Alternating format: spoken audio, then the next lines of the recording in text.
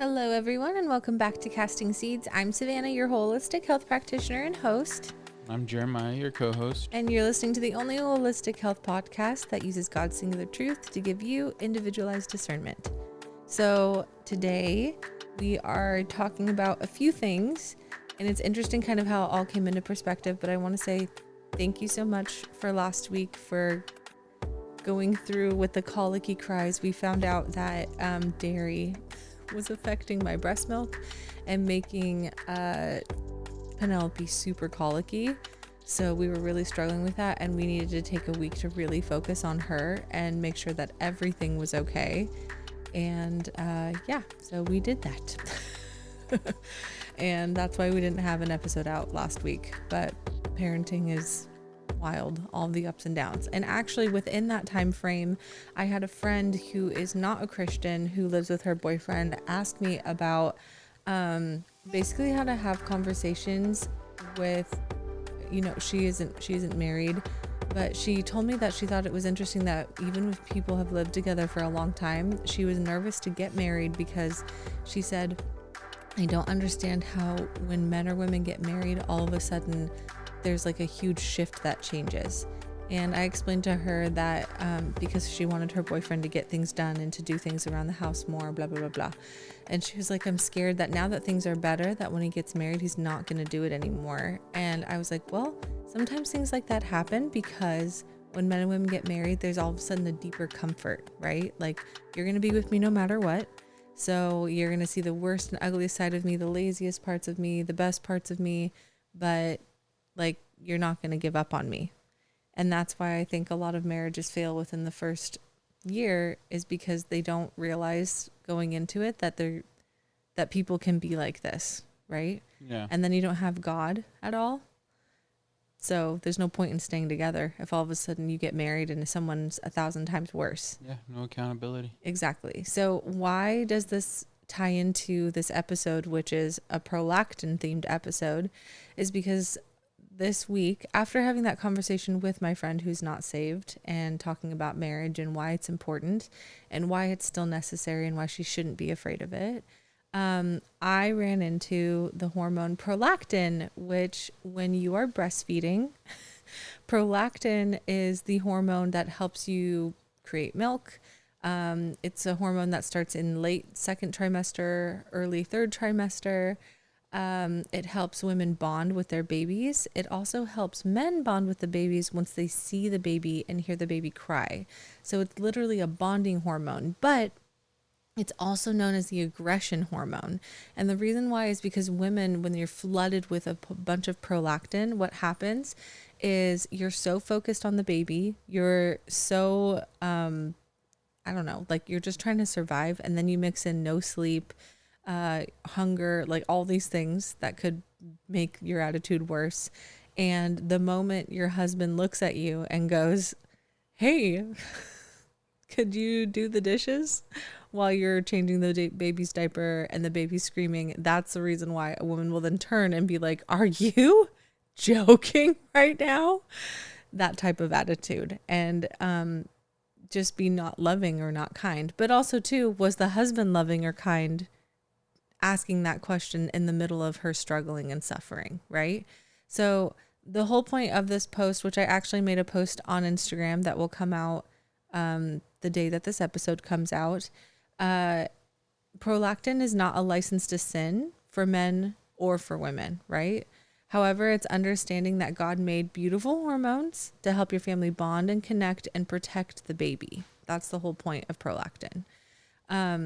So I'll give Bible verses and stuff and kind of talk about, I wanted this to be a free-flowing conversation. Jeremiah and I have really struggled with this, where I just get so deeply hurt by him not like checking in or doing what I think. And I will use the word constantly. Like, I'll tell him like, it's common sense.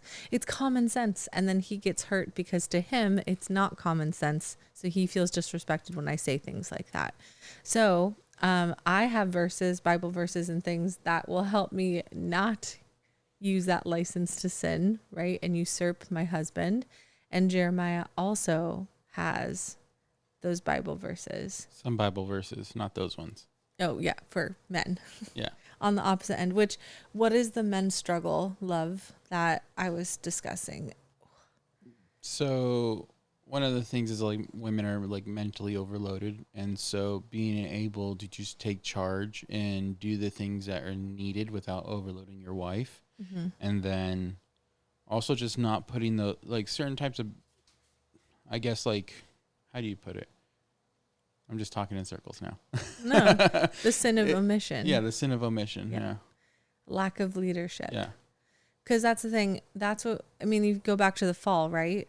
Women wanting to usurp men, and then weak men not wanting to step into leadership the way that they should. So when men aren't doing the leadership and labor that they're called to, and women are trying to do the leadership and labor that they're not called to. They're supposed to be in labor. No, I'm kidding. Yeah. I mean, just the labor. That is of a what baby. we're commanded to do. Yeah. So when those jobs swap in a biblical way, that's when it becomes unbiblical and sinful, even if it's coming with good intent. But the good intent is what causes sin and strife. So I didn't think that this hormone prolactin would ever cause this conversation. But I just want to say Jeremiah had to learn, like, the mental load that I'm bearing now is so much more than I ever could have imagined. And yeah, he had to take it on with me by becoming more aware without me having to ask. Let me just make that clear. What does that mean? Without me having to ask. I feel like this episode's going to be sent to a lot of husbands. What does it mean?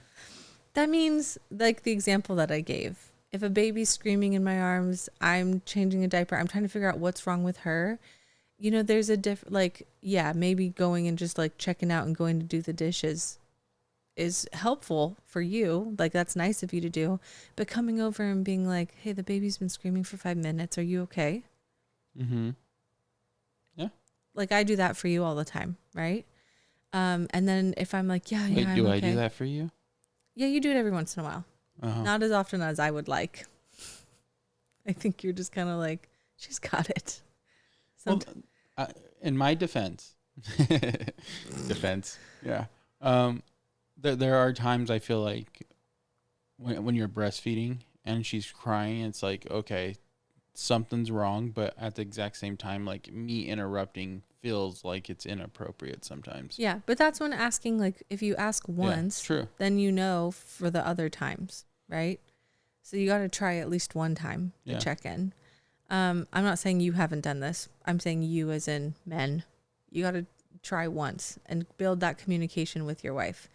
But on the flip side, yeah, if I, Savannah, am exhausted and I finally put Penelope down and it's time for me to nap and a bunch of stuff needs to get done around the house and you, Jeremiah, have a bunch of time to be able to help with that stuff around the house.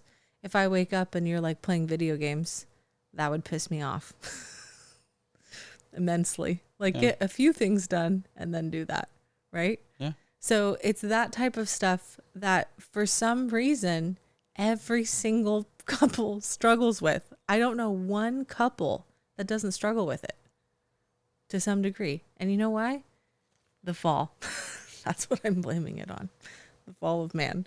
But yeah, I never would have thought in a million years that prolactin would have ever caused this conversation. So just before we get into it, I want to say what prolactin is.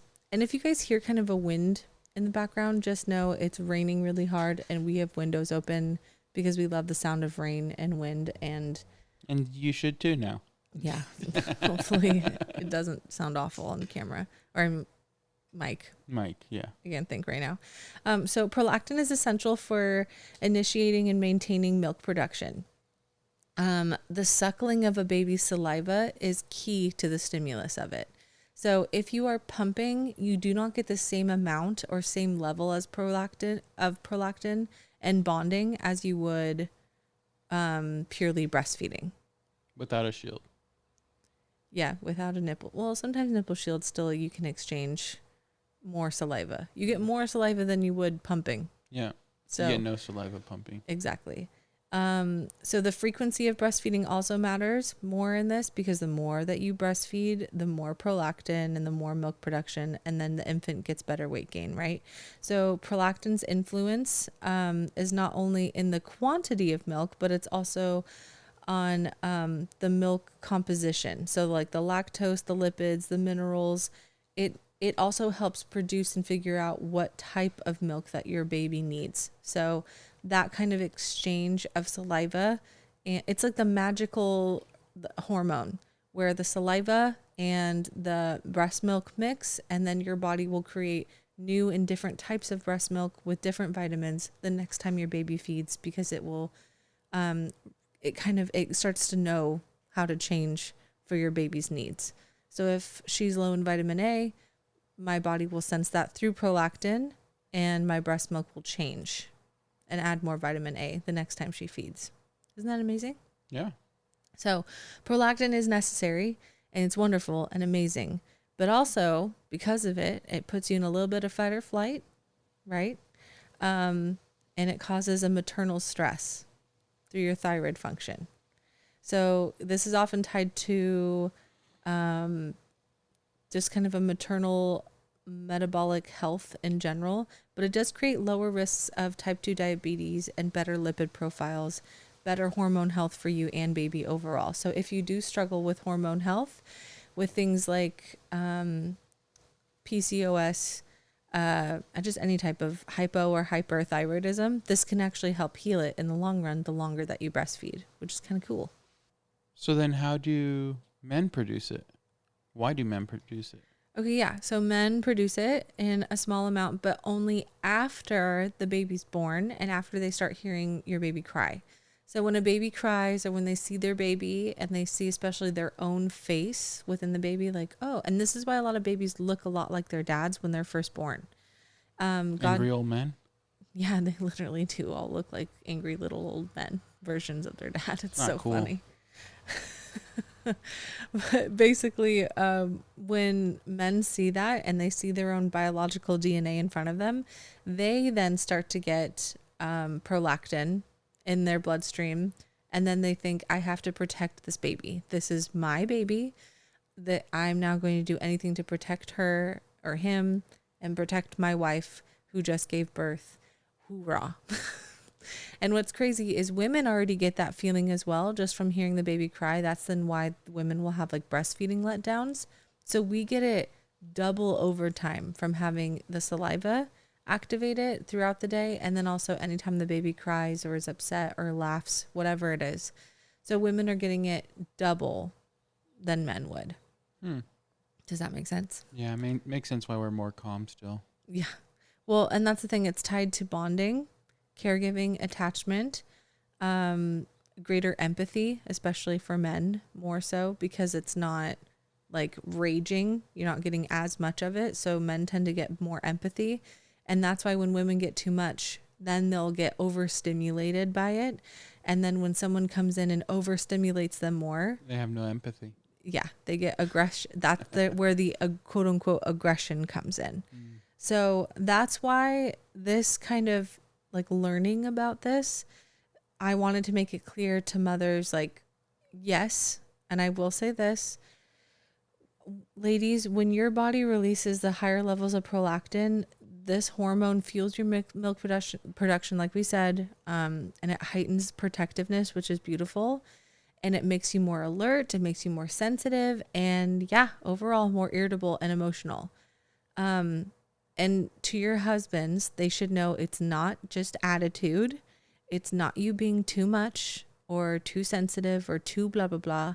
It's literally a God-given beautiful biology that helps your family bond, right? It's your body's way of guarding the baby and protecting both of you. But it should also include your husband. It should be the three of you, the four, however many kids you have, and your husband. So when you seem short-tempered or withdrawn or on edge, remember to communicate that, one. But two, husbands, please remember, her body is literally hardwired, much more than yours, to defend and nurture and respond in every single way. For every cry, for every sound, for every change that the baby's going through. So she's not being difficult. Oh, or train. Yeah, train went by. She's not being difficult. She's being a mom, which is powered by a God-given instinct that he has given her, hormones, and obviously pure love. But this is where my issue comes in with it. Just because you have imbalanced hormones that are very different than usual does not give you a license to sin.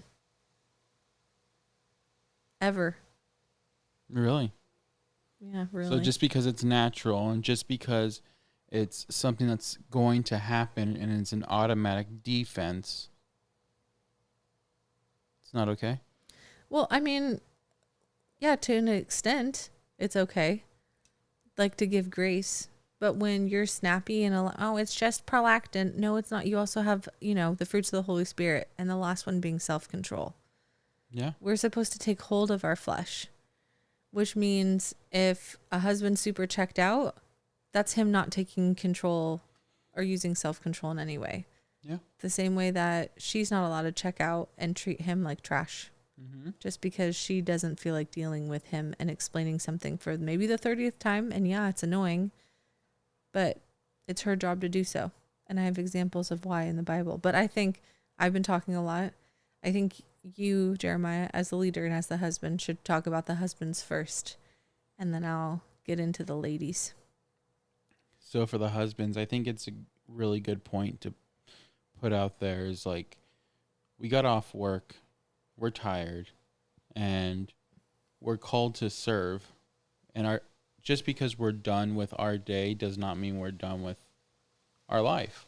Yeah. We're not going to bed. We're not going home and going to sleep. And we're not going, it's not like going to work where you get to clock out. This is constant. Mm-hmm. And I think the greatest example for constant and somebody that is always on, there's not an off button. And I think our best example is always to lean on who Jesus is. And so my first Bible verse is Ephesians 5:25, and it goes, "Husbands, love your wives, even as Christ also loved the church and gave himself for it." The following verse is that he might sacrifice and cleanse it with the washing of water by the word. In that same way, men, we will go through all the same trials Jesus goes through when the church is not doing as he commands. Mm-hmm. And the church is choosing to have their own idols or sin in their life. Our wives will do that to us. Our children will do that to us. Our work, our church. And we always have to, and I'm going to jump to the next one because the next Bible verse answers that. Yep, here it is. 1 Corinthians 16:13. Be on your guard, stand firm in your faith, be courageous and be strong. So this is ideally saying that we have to be steadfast in our faith with the Lord and not falter and give into our temptation for wanting to relax, be lazy, want our personal time when other people need us at that time. The church has needs. Our household has needs. We have to fulfill those needs before we can fulfill ourselves. Yeah, your household is a church as well, right? Yep. And I think a lot of people don't think of that. They think of like, I went to church on Sunday and then I got to go home and check out. And it's not that people on the extreme. Yeah, some people are like, I go and I repent on Sunday and then I go back into a sinful life. It's not always that extreme. Yeah. Sometimes it's, I went to church on Sunday, I did my dues, and then I'm going back to do whatever, like I go home and I had my Bible time, but then did you get your taxes done that you were supposed to do? Did you do your dishes? Yeah. Does your house smell? And so did you walk your dogs? I want to charge the men with this as their call to action. James 1:19. So then, my beloved brethren, let every man be swift to hear, slow to speak, and slow to wrath. And this is the mentality we need to have constantly when we are communicating with the church, our family, our wives, our kids, even yourself. Don't be quick to judge yourself. Give yourself grace. Give everyone grace.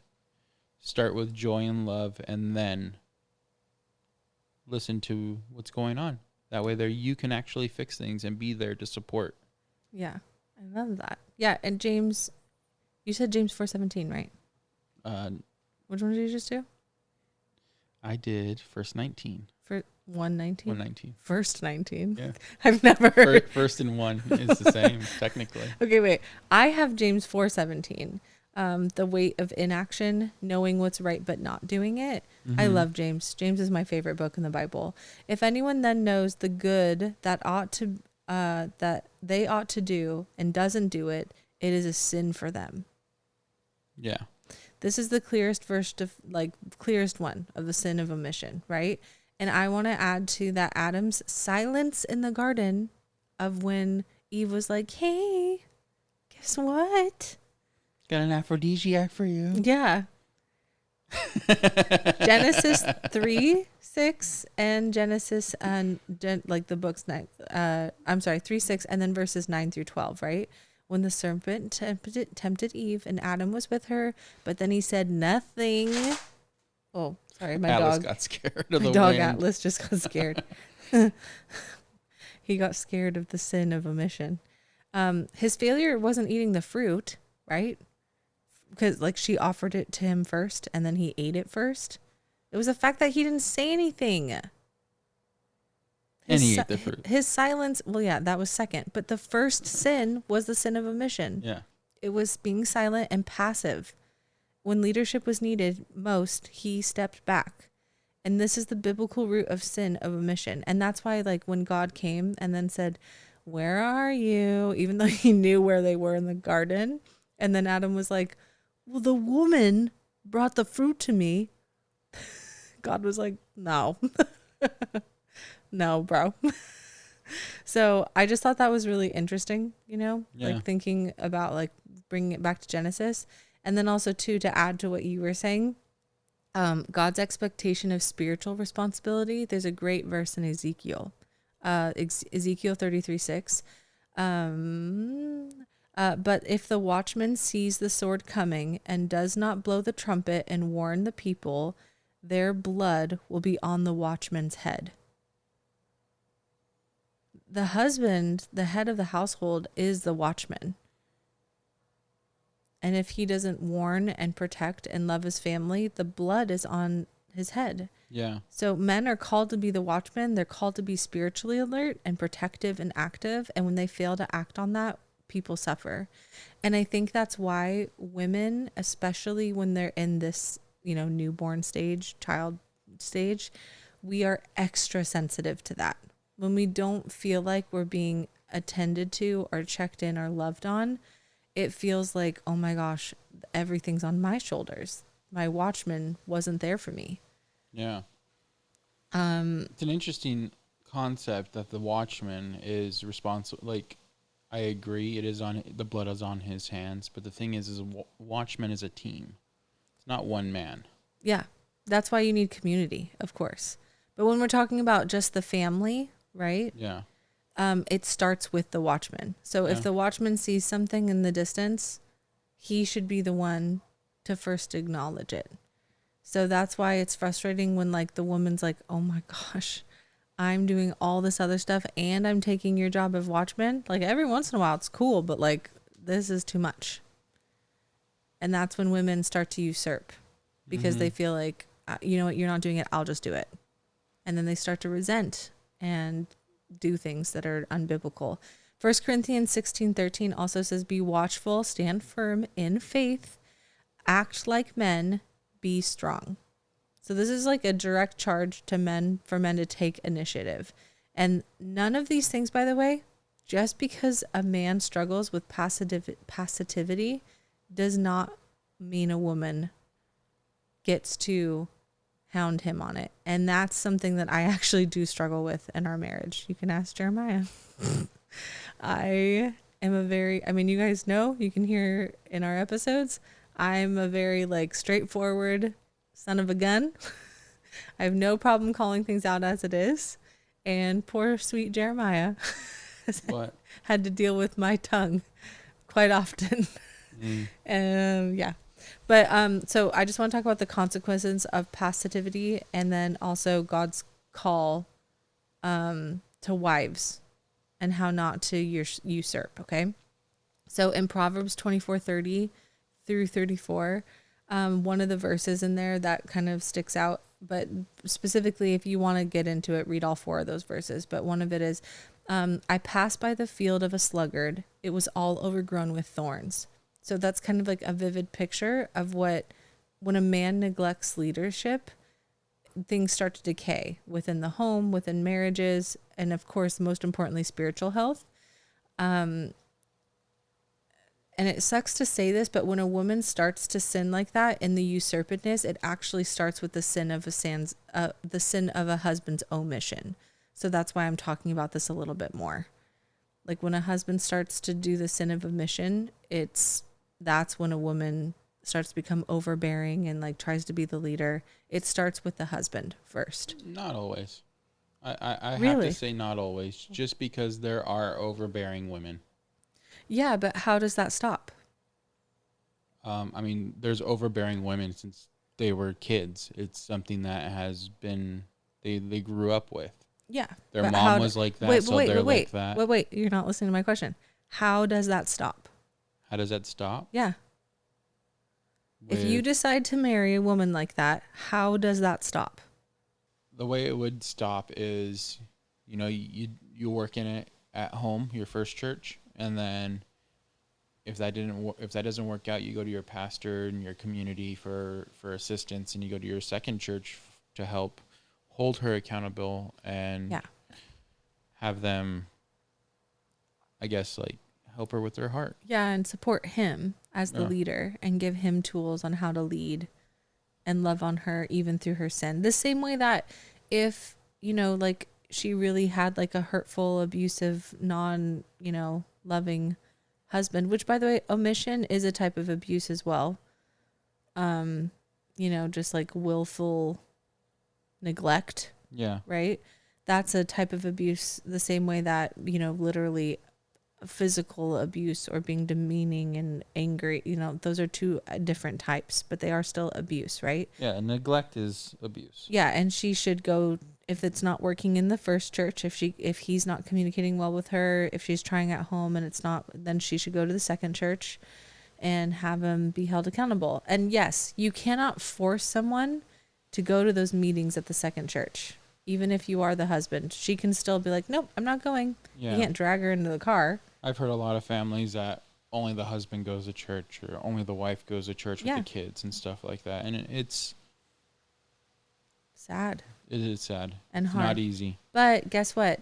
If just the husband goes to church, it's 80% more likely that the wife and the children will also come to the Lord.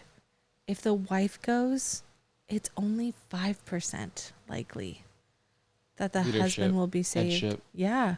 So that's the point that I'm trying to make here is headship quite often when that's neglected, it very much like that's what kind of stems the whole thing of like a woman going into that. And guess what? Yeah, it can start when she's a child because she could learn that from her mom and dad. But the husband can help break that, right? If you're willingly marrying a woman who is like that, you know that you have to help her break that through your marriage. And that's hard. Yeah, we take on each other's sin. Mm-hmm. We become one flesh. The same way that if you are willingly marrying a husband who really struggles with omission, you have to be patient and kind and loving through that and understand like, wait, I chose this. I chose him and his like worst, weakest points. The same way that he chose me and my worst, weakest points and also my best and his best, right? Crazy though that like Christians will get married after like 2 months and they never even get to experience that until they're married. Yeah, and you don't even know what you're going into. Yeah. That's wild to me. Jeremiah and I dated for 2 years and we seriously questioned whether or not we should get married quite a few times. Yep. But anyway, so when God still calls the wife to strength and not usurpation, there's a big difference between the two, okay? Proverbs 31, 26 through verses 26 through 27. I know it's like that, Proverbs 31 woman. But yeah, no, really. it's just the voice. Well, because I get Oh, sorry. Sorry. Jeremiah was shaking his head at me because I was making fun of Proverbs 31. Look at how much it's raining outside. Are you okay? Yeah, my throat just got so scratched. Oh my goodness. My love. Do you need water? If you need water, go stick your mouth outside. Look at how hard it's raining. If it's not the baby screaming, it's Jeremiah dying of thirst. It's raining cats and dogs. And my voice is going with it. Okay. We'll be quick. Okay, Proverbs 31, 26 through 27. She speaks with wisdom and faithful instruction. I saw Jeremiah about to cough, so I stopped. Everyone be praying that Jeremiah lives. And doesn't get sick. Are you sick? I don't think so. It feels like there's something stuck in my throat. Did you eat something? Nothing. Okay, do a big... Feel better? No. Okay, well, I'll be fast. She speaks with wisdom and faithful instruction is on her tongue. She watches over the affairs of her household, right? Your husband doesn't just do that on his own. She also helps, okay? And does not eat in the bread of idleness. So she is also not passive. She acts with grace and discernment, but in her lane, okay? I struggle with this. I got to memorize this verse. A godly wife can model diligence and prayer that stirs leadership in her husband without taking over. I am not good with this. I demand leadership, which is weird to be demanding. What happened to Israel when they demanded a leader and chose their leader? Oh, man. For people who don't know, do you want to say? It fell. Gosh darn it. Galatians 6:9. Let us not grow weary in doing good, for at the proper time we will reap a harvest if we do not give up. Yay. So that's encouraging for women and men, right? Yeah. But for women specifically, waiting on God to awaken leadership in their husbands, but also, yeah, for men who are waiting for their women to be more soft-hearted. So I love what you're saying. Oh my gosh. Look at that. It is literally downpouring. Literally changed colors outside just now because of the rain. Baby, you need to talk in the mic. Oh, sorry. But I love what you're saying. Here's the thing. What? None of that happens on your own. No. None of that happens being with your wife. None of that happens going to church. Yeah. All of that happens when you're in the Word with Jesus. Yeah. Prayerfully, right? Yeah. Prayer. We talk about this every episode. Who are you doing this for? Pray, get in the Word, and then ask for help for community, right? Yeah. But you got to be doing the work with the Lord first and foremost. Holy moly. Wait, listen. You can hear it in the mic. I love those. Listen. Wild. I'm a big fan of lo-fi, and if lo-fi has rain in it, it is my jam. We're giving you guys that lo-fi sound. I really hope and pray it doesn't just sound like annoying static. Oh. It is calming down. It is overflowing our rain gutters right now. Okay. So with that being said, we're going to go. I hope you guys enjoyed this podcast episode and understand that the sin of omission was the first sin. Holy cow. Yeah, we're going to have to get up and lock up our stuff right now. Okay. This is wild. Why does this happen to us every episode? Something happens. Anyway, we love you guys.